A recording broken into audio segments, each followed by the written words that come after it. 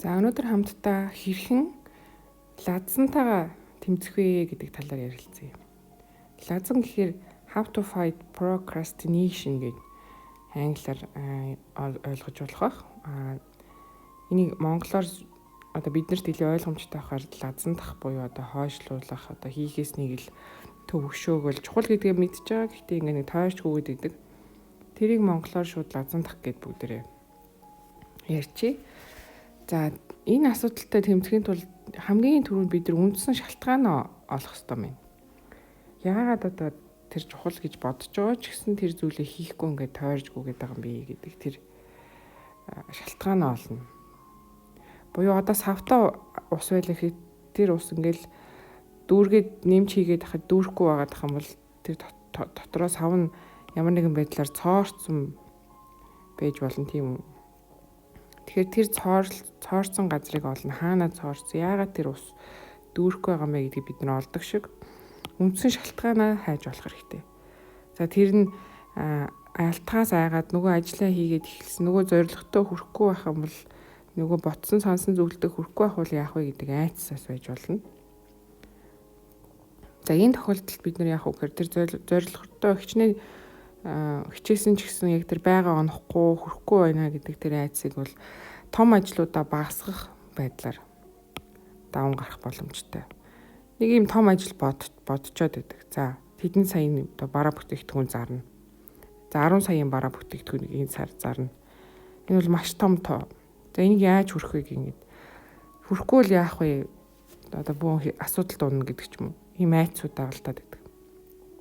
Тэгвэл 10 сая гэснийхаа хувай. За 2.5 саяын бараа зарнаа. 7 хоногт гэх юм бол хамаагүй дээр сонсогдно. За тэрийгээ бүр багасгаад өдөрт яг хийдийг зарах, хэн хийдийг зарах юм. Ганцаараа биш олоолаа хувааж хийх гэх мэтчлээ. Нэг ажлаа ингээд хийж болох хэмжээнд нь задлах юм бол алдна гэсэн айц төдий чинийгээр одоо багасаад ирнэ гэсэн үг. За урам дутдаг. Ихэнх зорилго бидний хүсэж байгаа зүйл хэдхэн өдрийн дотор ч юм уу хэдхэн сарын дотор хүрэхэд бол боломжгүй нэлээд том хэмжээний зорилго байдаг. Амжилтууд бид нэр хүсдэг. Тэгвэл энэ зорилготой хүрэхэд бидний ингээд урамшуулж идэг одоо машинаар бол байнга ингээд түлшин шатаад урагшлаад ингээд зүтгэж идэг тэр урам дутаад байдаг. Явцын дундаа. Энэ асуудал юунаас болж байгаа гэхээр нөгөө зорилгоо нөгөө хийж байгаа ажлуудаа нөгөө зорилготойгоо холбоогүй байгаагаас шалтгаалж байгаа. Одоо гинтийн ямар ч төлөвлөгдөөгүй ажлууд одоо эсвэл найз нөхдийн гуйлт төрсөн өдөр тиймэрхүү зүйлүүд орж ирсэнээс таны цаг 24 цаг л биднэрт өгч байгаа шүү дээ. Гэтэл 24 цагаас мань ингээд хулгаалаад байдаг. Тэгэхээр хийж байгаа ажлуудаа нөгөө үндсэн хүрх гээд байгаа нөгөө гол бай бид нар төлөвлөсөн ба шүү дээ. Тэр байнд маань яг онохоор тэр тийшээ явж байгаа ажлууд мөн үү? Эсвэл ямар ч хамаагүй шал өөр ажлууд орж ирсэн байна уу? Миний цагийг аваад байна уу гэдгийг харах нь.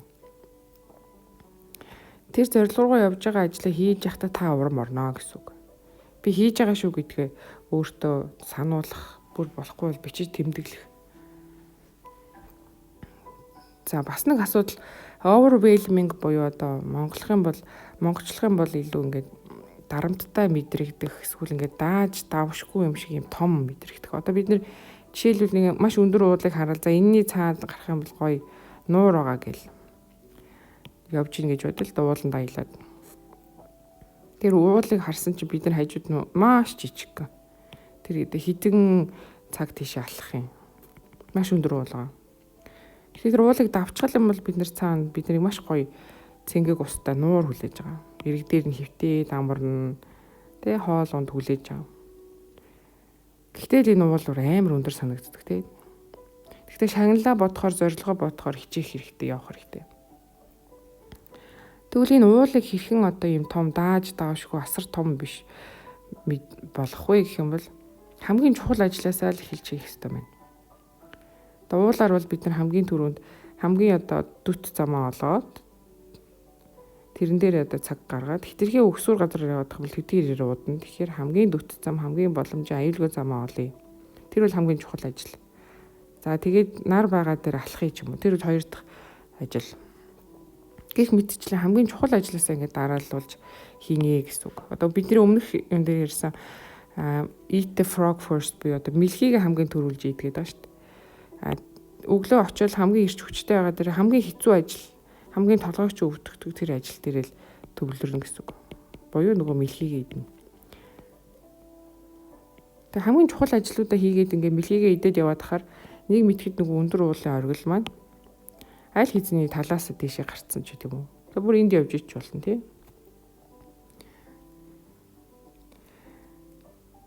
За тэгээ гой зорилгоо тавьчлаа. Өөрийнхөө одоо ажлуудаа хуваачлаа. Чухал ажлуудаасаа хийгээд явж илаа.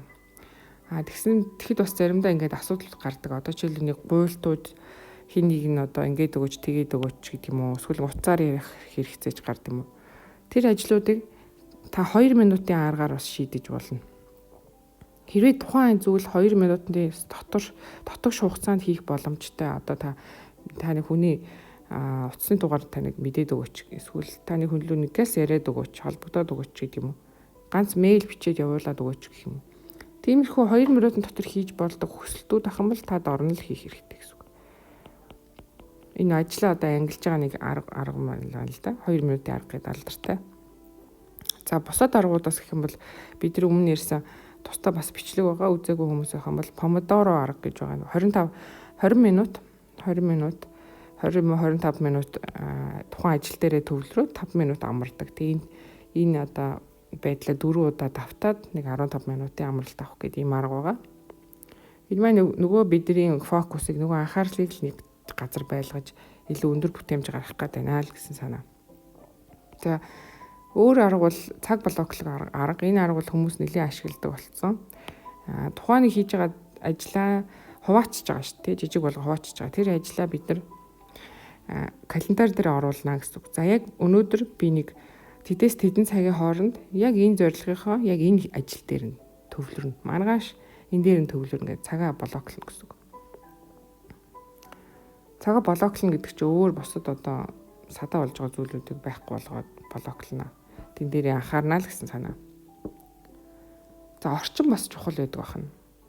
Хүмүүс ингээ аягүй гоё зорилт ингээ бодоод хэрэгжүүлэх гээд ингээ суудаг. Гэтэл үнэхээр нэг орчин болдгоо те. Хүүхдүүд хажууд нь шуугилдах, хичээл, номны асуудал гарах. Эсвэл хоол унд зэрэгцэх юм уу. За ажил дээр бол ингээ хажууд нь хүмүүс хурал хийгээд байхаар л хоорондоо чанга ярилцаад байх юм бол тэр орчин бол таны хувьд бүрэлдэхгүй байж болно. Тэгэх юм бол тэр орчноо та өөрөө аль бүрдүүлнэ гэсэн үг. За үүнд бол хамгийн түрүүнд биднэрт мөнхийн одоо орчин бүрдсэн байсан ч гэсэн биднэрт мөнхийн одоо бүр сэтгэл зүйд ингээд садаа болдог зүйл бол орчин үед гар утас байгаа. Байнгын мэдээлэл ирж идэг тийм асуудал гарсан байна, ингэсэн байна. Одоо дандаа сайн муу янз бүрийн мэдээлэлд ингээд ихэвчлэн бол дандаа сөрөг талтай. Тэгэхээр мэдээг бол аль болох үнэхээр танд хүлээж байгаа одоо яаралтай тий шийдвэр ямар нэгэн одоо төрийн шийдвэр таны ажилд нөлөөлөөгүй л бол тэрийг та заавал одоо ингээд шалгаадах хэрэг байна уу гэдгээ бас өөрөөсөө асуух хэрэгтэй. Ялангуяа сошиал медиагийн төр байнгын ингээд ихэнх нь баг 90% нь ер нь л дандаа л сөрөг мэдээллүүд явж идэг. Тэгэхээр тэр сөрөг мэдээллийг та авах тусмал улам л нөгөө анхаарал маань тий нөгөө сэтгэл санаа маань явах вэ гэдгээ бас бодноо л гэсэн үг. За ажлын орчингоо бүрдүүлнэ буюу гэртээ байна ажил дээр байна нөгөө орчингоо бүрдүүлэх нь шүү дээ. Нэг өөр ингэсэн нэг жижигхэн булантай бол ажлын буланд сууд юм уу? Эсвэл гэр бүлийнхэн доо би ингээд тэдэс тэдэн цагийн хооронд ингээд ажил дээр ийм ажил дээр хийгээд ажил төвлөрөх байгаа шүү нэг яралтай ажил байгаа даа.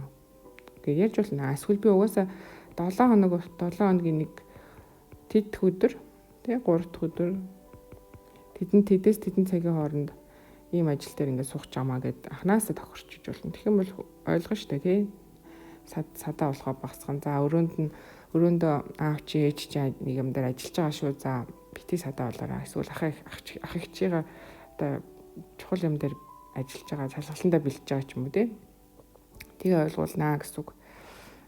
За одоо дараагийн маш том нэг зүйл байна. Тэр нь бол хариуцлага. За энэ үгийг бол хүн болгон мэдчихэдэг.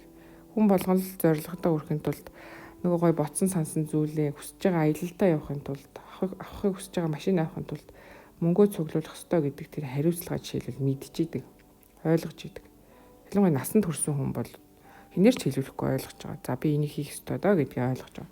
Гэтэ яг хийх үйлдэл гарах үедээ тэр болгон бас бие дагаад одоо урагшлахад гэх юм уу? Бие дагаад тэр хариуцлага ингээд 100% ухамсарлаад урагшлахад бас заримдаа бол хэцүү байдаг. Маш олон зүйл нөлөөлдөг шүү дээ.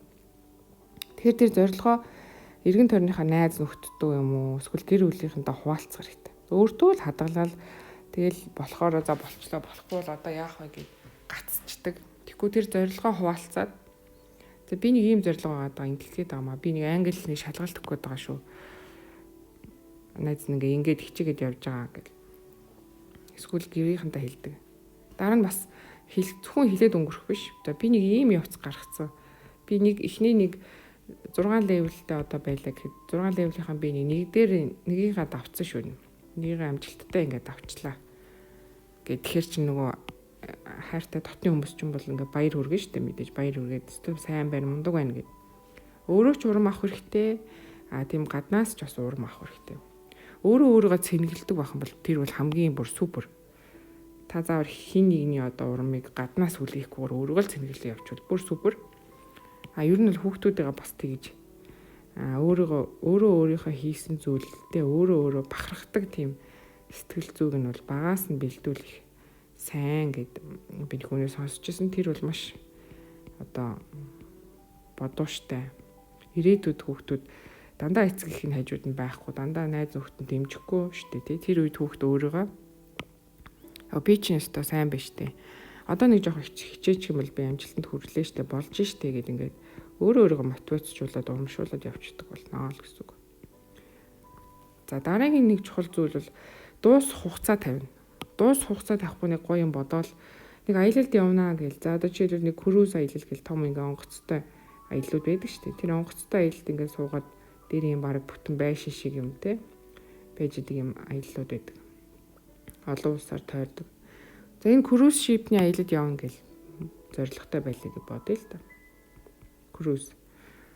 Тийм зорилго дээр ямар ч дуус хугацаа тавихгүй бол яг эргэжилж мөрөөднө.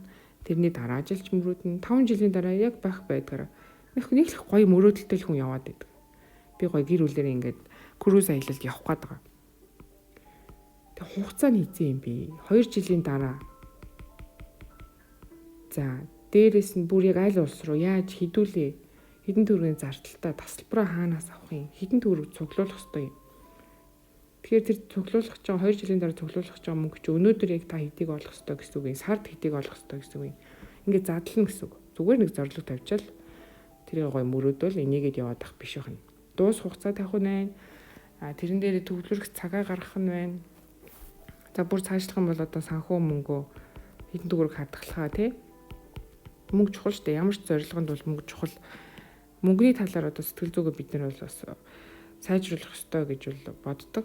Тэрнээр бол дахиад тусдаа бүгд ярилцах хэрэгтэй.